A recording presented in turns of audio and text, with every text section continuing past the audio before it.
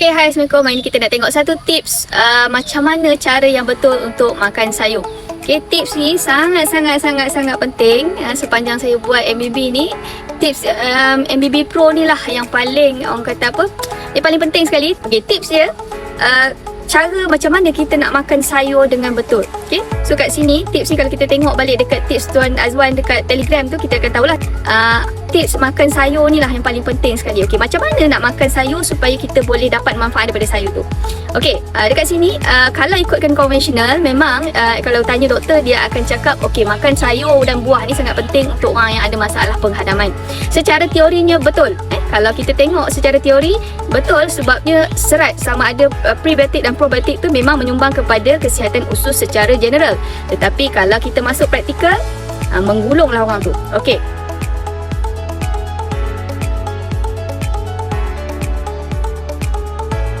Okay, sebabnya bila kita makan prebiotik dan probiotik ni, dia akan menyumbang kepada sebut sebagai butyrate. Butyrate ni akan menyumbang kepada tahap kesihatan seseorang Tapi kita tahulah kalau orang yang ada masalah sistem penghadaman, terutamanya SIBO ni, dia tak ada keupayaan dan hilang sebahagian besar enzim dan bakteria untuk menghadam jenis-jenis sayur tu.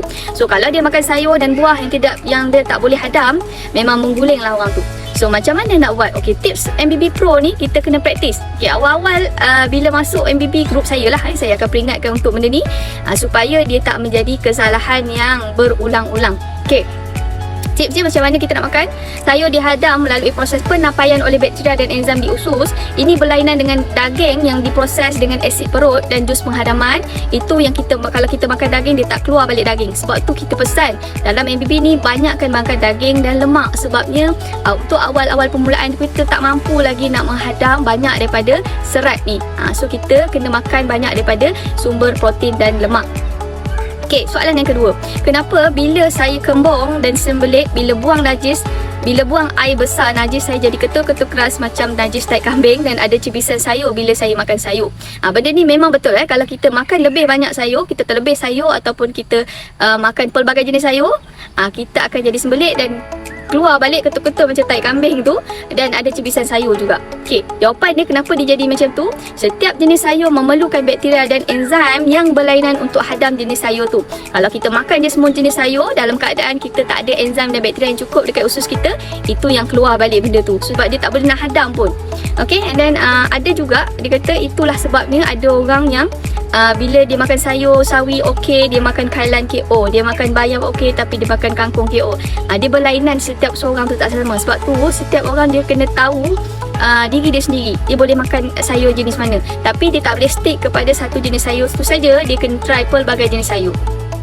Okey, sebabnya kita faham setiap jenis sayur tu dia mengeluarkan kata short chain fatty acid yang berlainan. Itu pentinglah untuk kesihatan usus kita secara general. Okey, untuk nak makan pelbagai jenis sayur ni, start kita mula dengan sayur yang jenis batang lembut dulu, yang saya selalu ulang. Contohnya seperti bayam, seperti sawi. Makan yang ni dulu, dan kita monitor najis kita lah. Kalau kita keluar cebisan, maksudnya tak boleh hadam lagi sayur jenis tu, ulang balik makan sayur jenis tu sampai kita boleh hadam. Bila boleh hadam yang ni, kita start dengan sayur batang keras. Contohnya seperti kangkung, seperti kailan. Makan jenis kangkung kailan ni pula. Okay, bila kita makan, kalau dia ada cebisan, ulang balik benda yang sama, kita kurangkan dan kita makan balik sampai kita boleh makan balik. Dan kalau kita dah boleh makan dah sayur kailan, sayur kangkung tak bloated, kita cebisan najis pun tak keluar sayur balik, okey, bermaksud kita dah boleh makan sayur jenis batang keras. Bila dah kita boleh makan sayur jenis batang keras, kita start pula introduce sayur jenis cruciferous. Cruciferous ni yang macam mana? Cruciferous ni jenis brokoli, kobis tu lah, bunga kobis semua tu. Berlaku masalah, ulang balik perkara yang sama, stop sekejap, lepas tu makan balik sampailah kita najis kita tak keluar cebisan apa dah.